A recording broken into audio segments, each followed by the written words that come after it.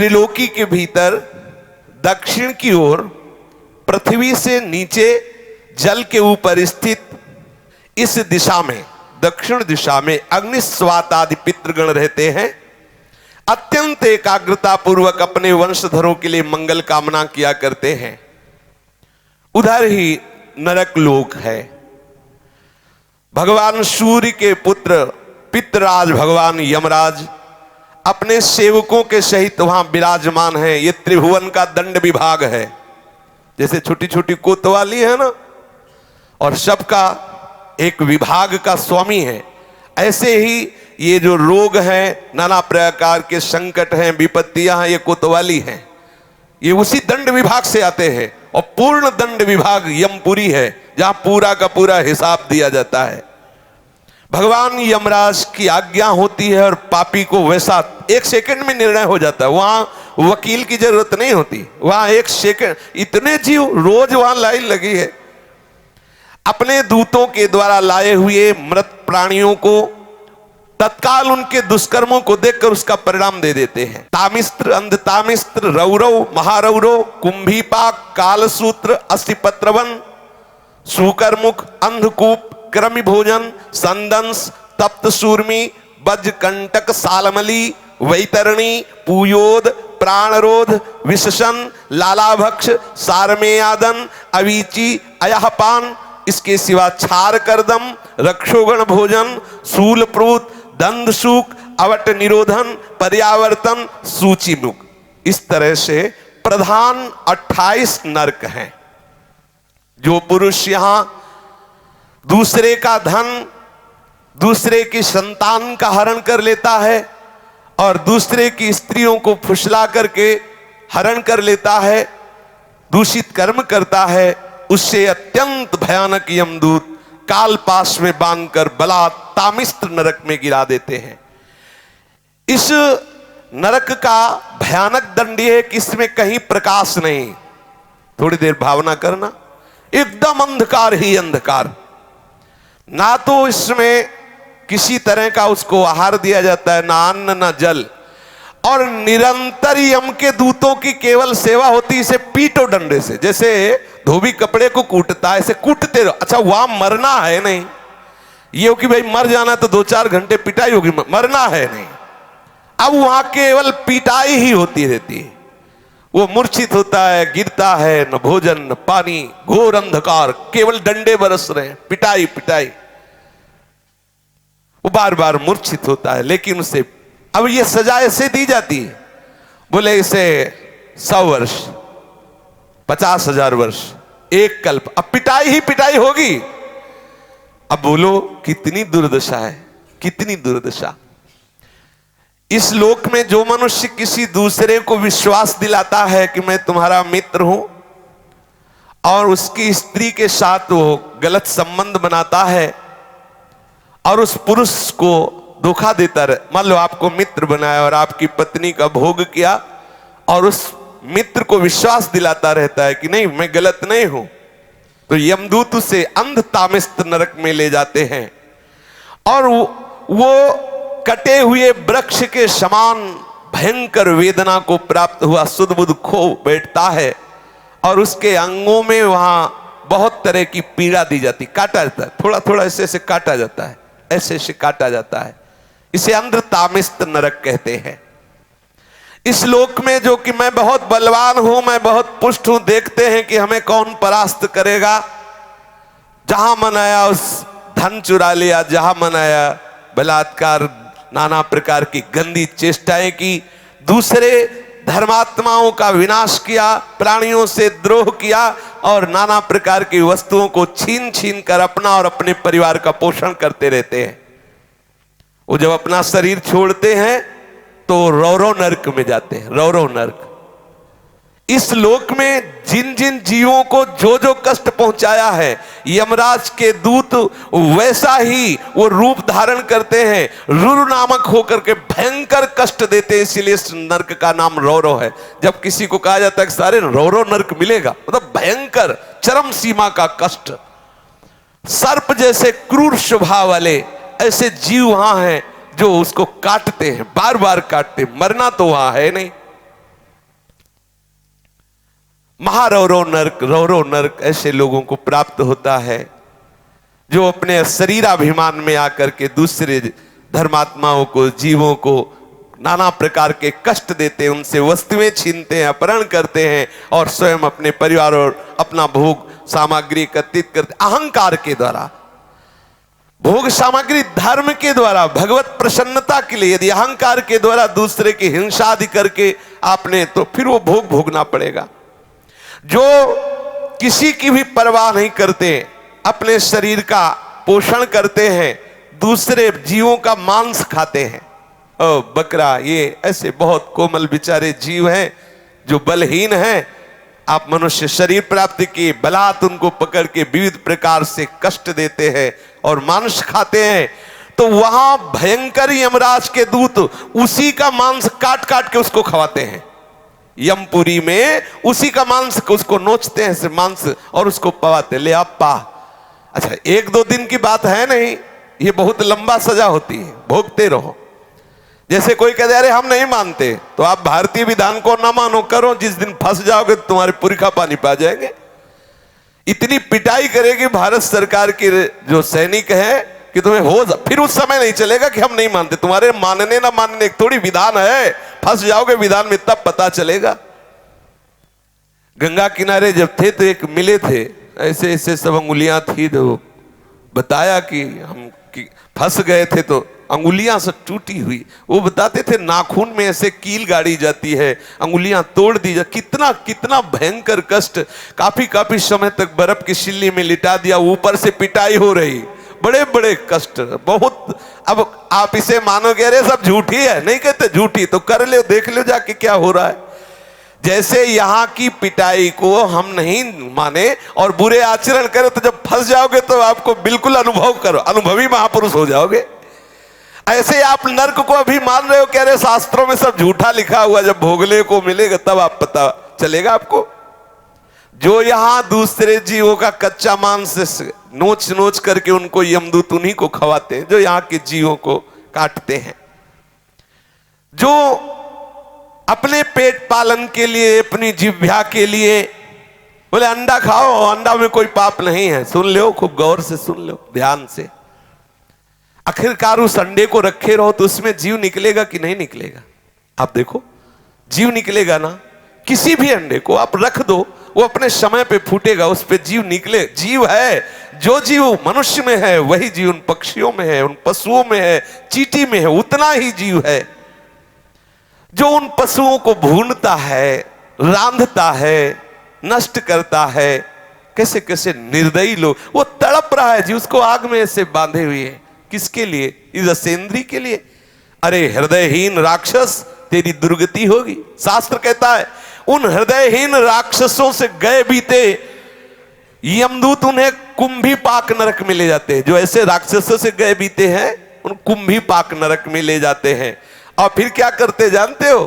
खोलते हुए बड़े बड़े कड़ा है, जैसे पकौड़ी उबाली जाती है, उसमें डाल दिया। अब मरना है नहीं, मरना है नहीं, मरना हो तो चलो 2 मिनट में भुन गए ना, खूब खोलो, खेलो। अब हाँ, उसी में आग में, कढ़ाई में जो तेल पड़ा है, खूब खेलो आनंद से। कितने बोले? 1 कल्प तक। अब जलो उसी में।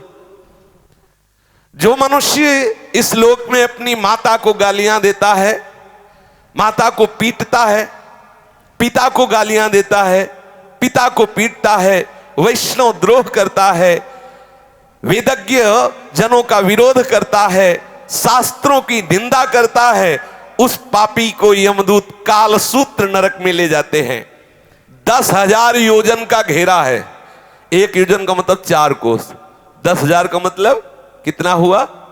40,000 कोस की भूमि है। और वो तांबे की तरह है और आग से लाल है भूमि, पूरी भूमि लाल है। ऊपर से भयंकर प्रचंड सूर्य का ताप, नीचे से जलती हुई अग्नि, और ये 10,000 योजन का घेरा, वहां उसे छोड़ दिया जाता। दौड़ो, बस दौड़ते रहो। कितने दिन तक?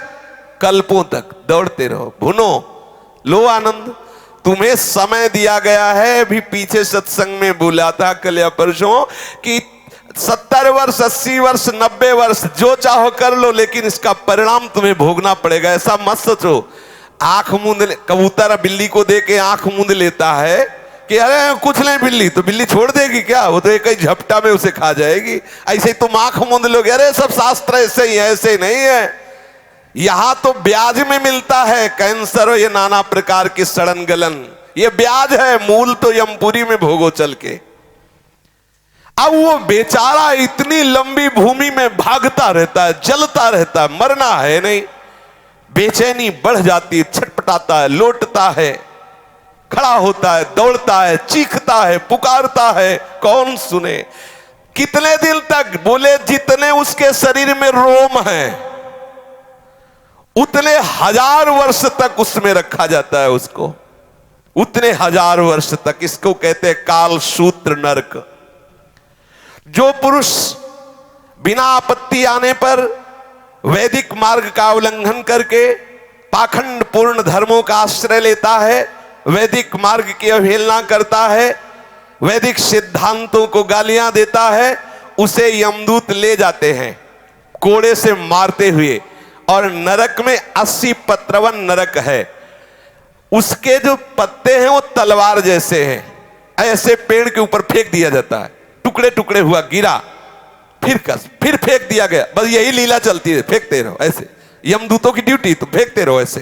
कितनी बार वो बार बार मूर्छित होता है।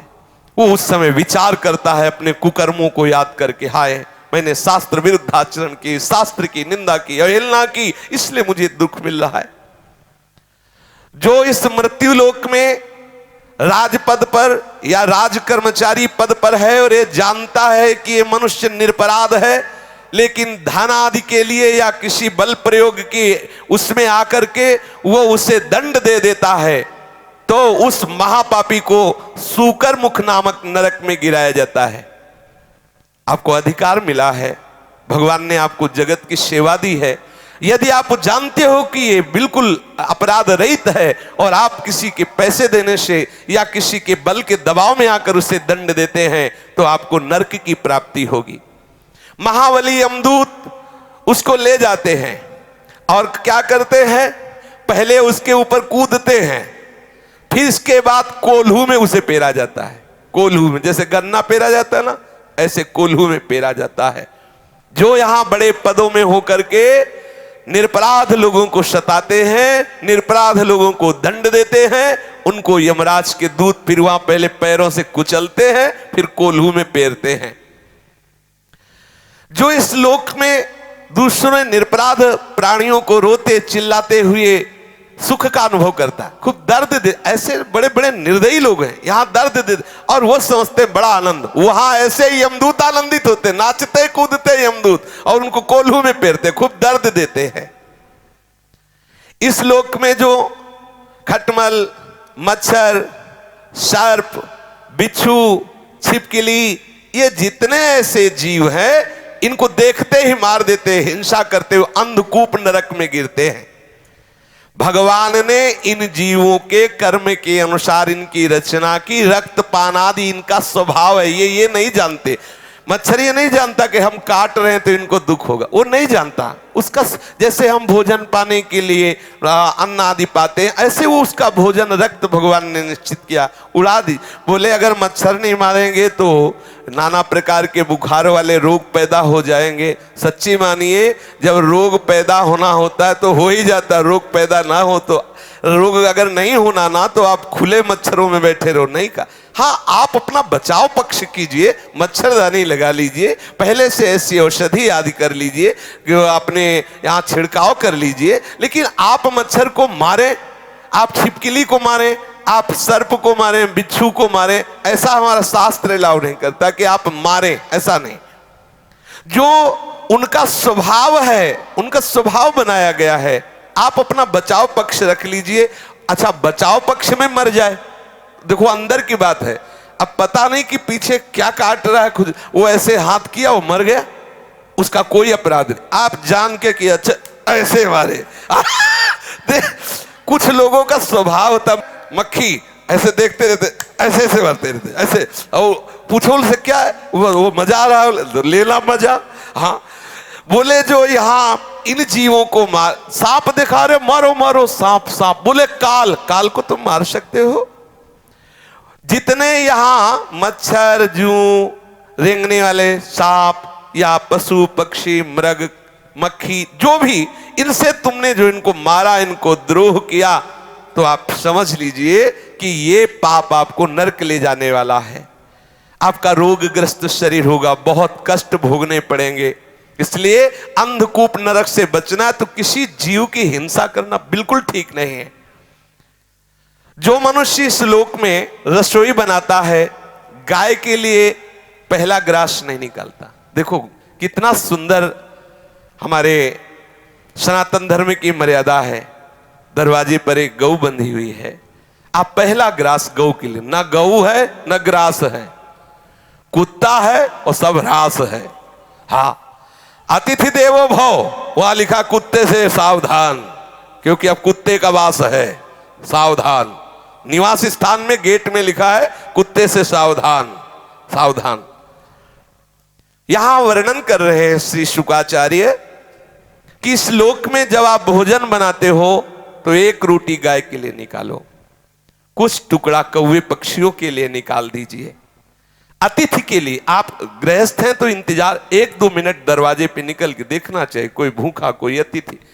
अगर ऐसा आप भाव रखेंगे तो आप अपने धर्म का पालन कर रहे हैं। ठाकुर जी का भोग लगाए बिना तो पाओ ही मती, अगर ठाकुर जी का भोग लगा दिया तो सब पूर्ण हो जाएगा।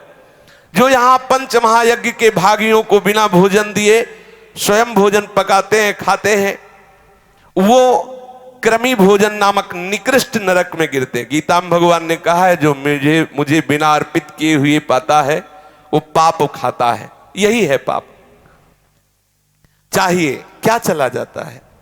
भगवत नाम कीर्तन करते हुए, भगवत चर्चा सुनते हुए आप प्रभु का भाव रखते हुए रसोई मनिया कीजिए। एक रोटी गाय को निकाल दिए, थोड़े टुकड़े ऐसी जगह फेंक दो जहां गिलहरी है, चिड़िया है, कौआ है, ये पाएंगे, चींटी है, ये पाएंगे। अतिथि के लिए आप भाव करो। अब रसोई तो है नहीं कि उसमें 5 कवल निकाल करके और घी बूरा से बोर करके अग्नि को आहुति दे दे तो गैस से बुझ जाएगी। अगर उसमें घी बूरा की रोटी डाल हवल करोगे तो बुझ जाएगी। बड़ा समय कलयुग का विपरीत आता चला जा रहा है। पर सबका सार है कि आप प्रभु को भोग लगा दीजिए। और कभी कोई भूखा कोई अतिथि ऐसा 1 मिनट के लिए कर्तव्य होता है, आप भोजन पाने के पहले दरवाजे पर देखें कोई ऐसा आसपास अतिथि तो नहीं। 1 लाख योजन का लंबा चौड़ा एक कीड़ों का कुंड है, उसमें उसको फेंक दिया जाता। खाओ कीड़े, फेंक दिया गया उस कुंड में। अब आप ऐसे करता है तो हजारों कीड़े उसके जाते हैं। जो बिना भोग लगाए, बिना किसी गाय आदि के लिए बिना अग्रासन आदि निकाले केवल भोजन अपने लिए पकाता है, वो पाप है, वो उस अपराध का भागी बनेगा। अब उसके जब पापों का प्रायश्चित हो जाता है तब उसे वहां से निकाला जाता है। श्री ध्रुवदास जी ने भी लिखा, बिना भगवान को अर्पित किए, प्रियालाल को अर्पित किए पानी भी मत पिए। क्या जाता है? जल लिया, राधा वल्लभ लाल की जय, निर्दोष हो गया, पी लीजिए। ये सृष्टि प्रभु की है। राजन जो इस लोक में चोरी करता है, जबरदस्ती संपत्ति छुड़ा लेता है, या अपने को ऊंचे कुलों में जन्मा हुआ मान करके बिना आपत्ति के नीच कर्म करता है। देखो गोस्वामी जी ने लिखा, यदि आप भजन नहीं करते तो आप कोई भी हो, हरि भक्ति विहीन जीवन मुर्दे का जीवन है। जिन हरि भगति हृदय नहीं आनी, जीवित सब समान ते प्राणी। कोई भी हो, यदि इस लोक में कोई पुरुष काम से पीड़ित होकर के शास्त्र की मर्यादा का त्याग कर, अरे किसी भी जाति का कोई भी हो, कैसे भी हो, केवल हमें काम भाव की पूर्ति करनी है, अगम्य पुरुष स्त्रियों से व्यभिचार करता है, उसे यम पुरुष तप्त सूर्य नामक नरक में ले जाते हैं। और जो स्त्री ऐसी व्यभिचारिणी होती है तो वहां तपाया हुआ पुरुष लोहे का बना हुआ है, आग, बिल्कुल आग, उसमें उसको आलिंगन करने का दंड दिया जाता है। यमराज के दूत ऐसे पकड़ लिए और उसमें अब 1-2 दिन वर्ष नहीं, बहुत काल तक चलते रहो। जो पुरुष पराई स्त्री के साथ व्यभिचार करता है उसके लिए वैसी स्त्री की रचना होती है, वो आग जैसी तपती होती है, बहुत काल तक उसको उसमें आलिंगन कराया जाता है, जलता रहता है, चीखता रहता है। तपाए हुए लोहे की स्त्री या तपाए हुए लोहे के पुरुष की मूर्ति से उसे बहुत काल तक उसमें आलिंगन कराया जाता है। जो पुरुष इस लोक में कामासक्त होकर पशुओं के साथ व्यभिचार करता है, मरने के बाद उसे यमदूत वज्र कांटक सालमली नरक में गिराते हैं। इसमें वज्र के समान कठोर कांटों वाला सेमर के वृक्ष जैसा है, उसको ऊपर ऐसे फेंकते हो फिर नीचे घसीटते हैं, पूरे वो कठोर कठोर कांटे हैं वज्र जैसे, पूरा शरीर फट जाता है। मरना तो है नहीं। इस लोक में जो राजपुरुषों के घर में जन्म लेकर या श्रेष्ठ कुलों में जन्म लेकर अपने अभिमान से युक्त हो जाते हैं और धर्म मर्यादा का उच्छेदन करते हैं, तो मर्यादा अतिक्रमण के कारण वो वैतरणी नदी में पटके जाते हैं। जो अपनी मर्यादा शास्त्रों ने स्थापित की है कि आप जहां हो उसी मर्यादा के अनुसार आचरण करो, आप अपनी मर्यादा को खो देते हैं। देखो, ये जीवन मुक्त होने के लिए सिद्धांत बना है, ऐसा आप ना समझे। जीवन मुक्त होने के लिए बना है। हमारी राष्ट्र व्यवस्था में बड़े पद भी हैं तो छोटे पद भी हैं। जितना बड़ा पद अधिकार है उतना ही छोटे, अगर छोटे ना हो तो जहां सुई काम आएगी वहां तलवार काम नहीं आएगी। विश्वास करो, तलवार की भी रचना आवश्यक है तो सुई की भी आवश्यक है। सबकी अपनी अपनी जगह आवश्यकता है। तुम अपने अपने धर्म का पालन करो। यदि आप अपने धर्म का अतिक्रमण करते हैं और यहां आकर मनमानी पापाचरण करते हैं, मनमानी उद्दंडता करते हैं, तो एक नरक है जिसका नाम है वैतरणी। वैतरणी नदी में उसे फेंक दिया जाता है। उसमें क्या बहता है?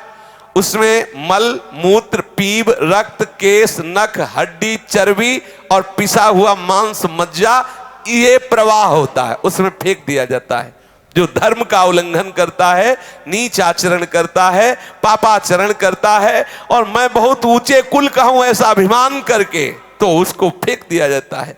और वहां बड़े बड़े जहरीले जीव हैं, वो बार बार मलमूत्र, पीव, रक्त, कैसे ऐसे करता है, उसी को खाता है, उसी में डूबता है और जीव उसको काटते हैं। पाप के कारण वो भयंकर कष्ट पाता है पर उसके प्राण नहीं निकलते, वहां मरना नहीं, वो दुर्गति को भोगता है, बार बार रोता चिल्लाता है, कौन सुने उसकी।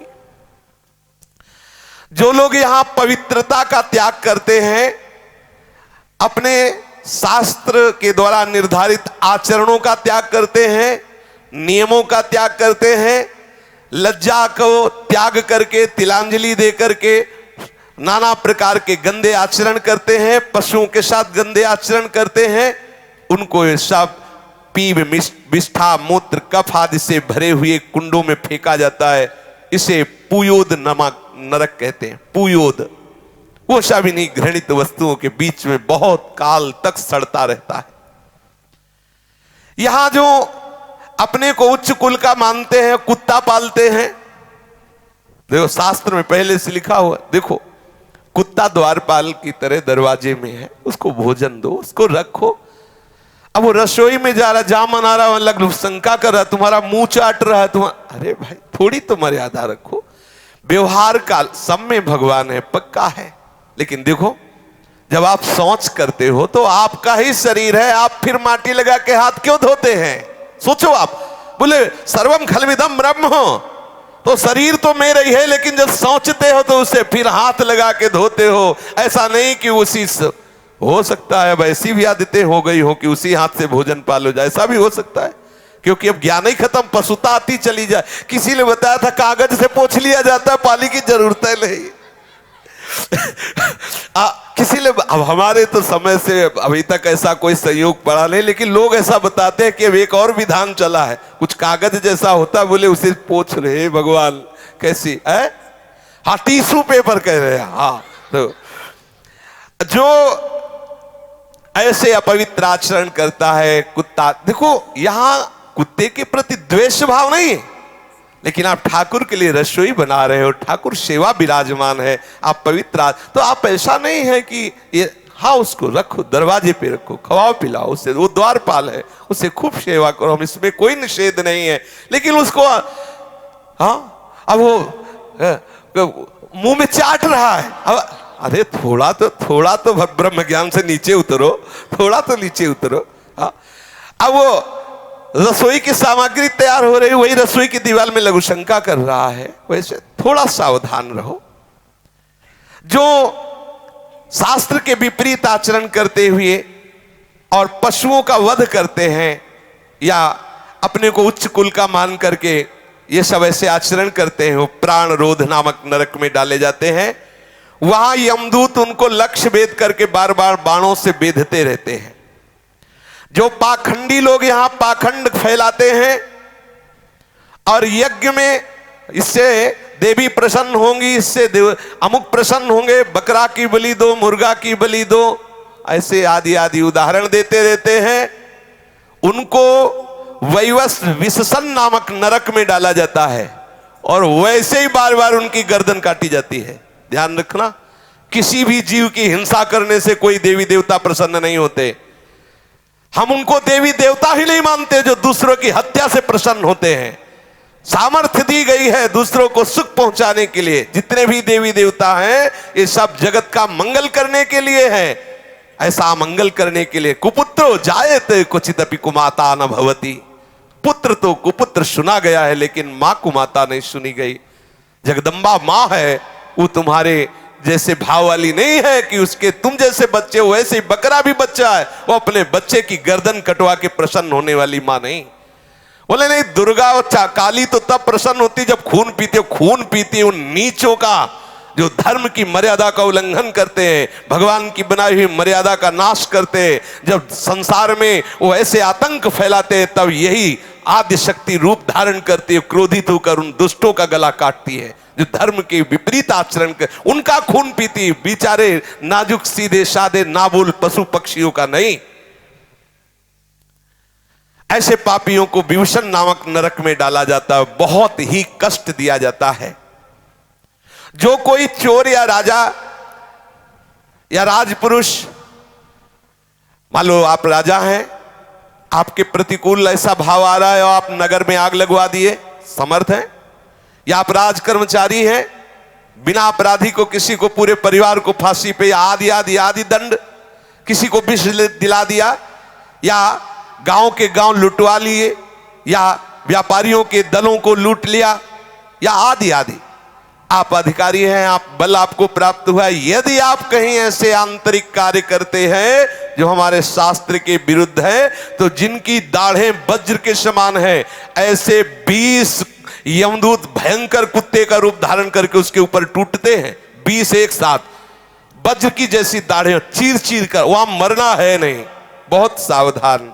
भगवान श्री सुखदेव जी कहते हैं, इस लोक में जो दूसरे से पैसा लेकर झूठी गवाही देते हैं, जो इस लोक में बहुत झूठ बोल करके व्यापार करते हैं, जो अपना काम बनाने के लिए झूठा प्रलोभन दे देते हैं, हम तुमको इतने रुपए देंगे, ऐसा ऐसा ऐसा, जो दान के समय किसी को झूठ बोल के फुसला लेते, तुम्हें इतने रुपए दे, काम करवा ले, काम बन गया, आदि आदि झूठ बोल दिया, उसे आधार शून्य अविचीमान नामक नरक में गिराया जाता है। अविचीमान ये 100 योजन ऊंचा है, 100 योजन ऊंचे से उसे सिर के बल फेंका जाता है।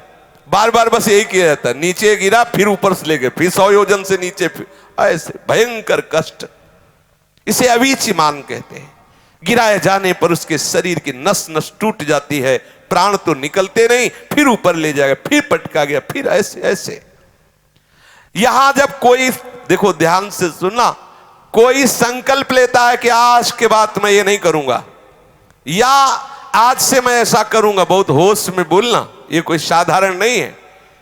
मैं ऐसा व्रत लेता हूं, मैं ऐसा नियम लेता हूं, मैं ऐसा, अगर वो अपने नियम को तोड़ता है, अपने संकल्प को तोड़ता है, अपने व्रत को तोड़ता है, प्रमाद करता है, तो वो अयहपान नामक नरक में गिराया जाता है। छाती में चढ़कर यमदूत उसे गला हुआ लोहा पिलाते हैं। वाणी से ठीक बोलो, ठीक नियम, ठीक निष्ठा, ऐसे नहीं कि जो मनाया सो बोले। इस श्लोक में जो जन्म, तपस्या, विद्या, आचार, वर्ण, आश्रम के अभिमान में आकर के अपने महानुओं का सत्कार करना छोड़ देता है, वो जीता हुआ मुर्दे के समान है। अपने बड़ों का सत्कार करो, महापुरुषों का सत्कार करो, माता पिता बुजुर्ग गुरुजनों का सत्कार करो। अगर वो ऐसा नहीं करता है तो मरने पर छार करदम नामक नरक में गिराया जाता है, वहां उसे बड़ी पीड़ा सहनी पड़ती है।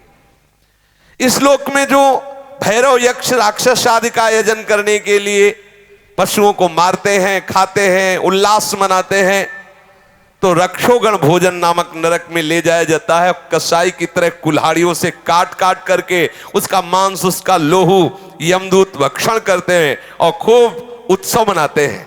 तुमने मनाया उत्सव, अब वहां यमदूत उत्सव मनाएंगे। इस श्लोक में जो वन या गांव के निरपराध जीवों को पहले फुसला कर बुलाते हैं, ले ले, और फिर उसे फंसा लेते हैं और फिर उसे छेड़ते हैं, कांटे से ऐसे बेधना, रस्सी से बांधना, खिलवाड़ करना, मारना, पीट। तुम्हारा तो खिलवाड़ हो रहा है, वहां वो मर रहा है, वहां उसको भयंकर कष्ट हो रहा है, तो ये अपराध बन रहा है। उसे सूल प्रोत नामक नरक में सूलों से बेधा जाता है।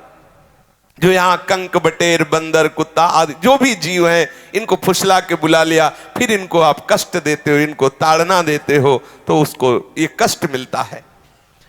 जो सर्पों के समान उग्र स्वभाव वाले पुरुष दूसरे जीवों को पीड़ा पहुंचाते हैं, मरने पर दंदशूक नामक नरक में गिराए जाते हैं। वहां 5-7 मुख वाले भयंकर विषधारी सर्प छोड़े जाते हैं, वो चूहे की तरह से निगल जाते हैं और भयंकर इसको विष का प्रभाव कष्ट देता रहता है। बार बार ऐसा होता रहता है। यहां जो लोग किसी का अपहरण करके ले जाते हैं, बच्चों का अपहरण कर लिया, स्त्रियों का अपहरण कर लिया, या धनी मानी किसी का भी अपहरण कर लिया, उनको अंधेरे में रखा, खंतियों में, गुफाओं में, कोठों में रखा, तो परलोक में यमदूत ऐसे स्थान में उनको ले जाके रखते हैं जहां विषैली गैस होती, धुएं से घोटते हैं। इस नरक को अवट निरोधन कहते हैं। जो गृहस्थ अपने घर में आए हुए अतिथि, अभ्यागत, साधु, वैष्णव की तरफ कुटिल दृष्टि से देखता है, मानो भस्म कर देगा। बोले राधे श्याम, ऐसे गुस्सा से देखते, कहां से आ गया, और गुस्सा से मानो भस्म कर देंगे। ऐसा नहीं। 3 बातें तो सबको करनी चाहिए, राधे श्याम अर्थात मृदु भाषण, फिर आसन और जल। इसमें किसी का पैसा नहीं लगता। कोई भी वैष्णव, कोई भी अतिथि आपके दरवाजे आया है, राधे राधे, आइए बैठिए, जल पीजिए। नहीं नहीं, हमें भोजन चाहिए, हमें वस्त्र चाहिए, हमें रुपया चाहिए। अगर आप नहीं दे सकते हैं तो राधे श्याम जाइए। आप ऐसा आप अपने दरवाजे में खड़े हो जाइए। कोई अतिथि आया, मृदु भाषण, हमारी सामर्थ्य नहीं कि मैं आपको दे सकूं, हो गया। जरूरी नहीं कि आप दे ही, लेकिन आप मृदु भाषण बोल सकते हैं। आप गाली देकर, आप क्रोध दृष्टि से उसका अपमान करते हैं, वो आपके द्वारे अतिथि आया है, भिक्षुक आया है, ये आपका भयंकर अपराध बन गया। अतिथि का अनादर करना कहीं भी शास्त्र में नहीं लिखा। आपके दरवाजे आया है, आप मृदु भाषण तो कर ही सकते हैं ना। आप ऐसे तो कर ही सकते हैं कि हमारी सामर्थ्य नहीं, मैं आपको दूं। बस मृदु भाषण बोल दीजिए, आप उसको गाली मत दीजिए, आप उसका अपमान मत कीजिए, आप ऐसी दृष्टि से मत देखिए। अगर आप ऐसा करते हैं, मानो उसे भस्म कर देंगे, तो जब उसका शरीर छूटता है तो उस पाप दृष्टि के कारण गिद्ध, कंक, काक और बटेर जैसी वज्र की कठोर चोंच वाले पक्षी नरक में छोड़े जाते हैं और वो उसको नोचते हैं। इस नरक को पर्यावर्तन कहते हैं। इस श्लोक में जो व्यक्ति अपने को बड़ा धनवान समझता है, अभिमानवश दूसरे को नीच समझकर उनका अपमान करता रहता है और धन के व्यय और नाश की चिंता में ही रहता है, तनिक चैन नहीं मानता। बस धन, अधिक से अधिक धन बढ़े, चाहे किसी की हिंसा करानी पड़े, चाहे जो भी, जैसे भी, व्यभिचार से आवे, जैसे भी आवे, वो तरह तरह के पाप करते हुए जो धन एकत्रित करने में ही बुद्धि लगाए रहता है, वो नराधम मरने पर सूची मुख नरक में गिरता है। उस अर्थ पिशाच पापात्मा के सारे अंगों को भगवान यमराज के दूत बड़ी बड़ी सुइयों के ऐसे सीते हैं, पूरे शरीर को सीते हैं बार बार सुइयों से, ऐसे जैसे कोई कपड़ा सिया जाता है, ऐसे उसमें यही सेवा है उनकी, सीते रहो इसको। ओहो कितना कष्ट। इस प्रकार से सैकड़ों हजारों नरक हैं। कोई ये संशय ना करे कि ये सब लिखी पढ़ी बातें हैं, ऐसा नहीं। अधर्म परायण जीव को निश्चित भोगना पड़ता है। अवश्य में भोक्तव्यम कृतम कर्म शुभाशुभम। बारी बारी से वो नरकों में जाता है और भयंकर कष्ट भोगता है। इसी प्रकार जो धर्मात्मा होता है, पुण्य करता है, वो स्वर्गों में जाता है और विविध प्रकार के स्वर्ग सुख भोगता है। नरक और स्वर्ग के जब भोग भोगे, पाप और पुण्य क्षय हुआ, तो कुछ पाप और कुछ पुण्य लेकर इस मृत्यु लोक में जन्म लेता है। कहीं उत्तम या अधम गतियां उसकी यहां दिखाई देती है। वो धनी है, वो निर्धन है, वो स्वस्थ है, वो रोगी है, ये सब पाप और पुण्य के कर्म परिपाक से है। आप सोचते हैं कि हमें भजन करने की क्या जरूरत है, सत्संग सुनने की क्या जरूरत है, नियम संयम धारण करने की क्या जरूरत है? इसलिए जरूरत है कि तुम्हारी ऐसी दुर्गति ना हो। तुम समझते केवल पशुओं की तरह कमा लो, खा लो, मनमानी आचरण कर लो, कोई देखता तो है नहीं। भूल मत करो। बड़े बड़े महापुरुषों ने जो निश्चय किया है, ये उनके अनुभव के विषय है। साक्षात भगवत स्वरूप भगवान व्यासदेव जी, श्री सुखदेव जी, ये साक्षात भगवान हैं, ये वर्णन कर रहे हैं। ऐसा है, इसलिए डरते रहो, कोई अपराध न बने और निरंतर भजन में रहो। शेष चर्चा आगे। श्री राधा वल्लभ लाल की जय।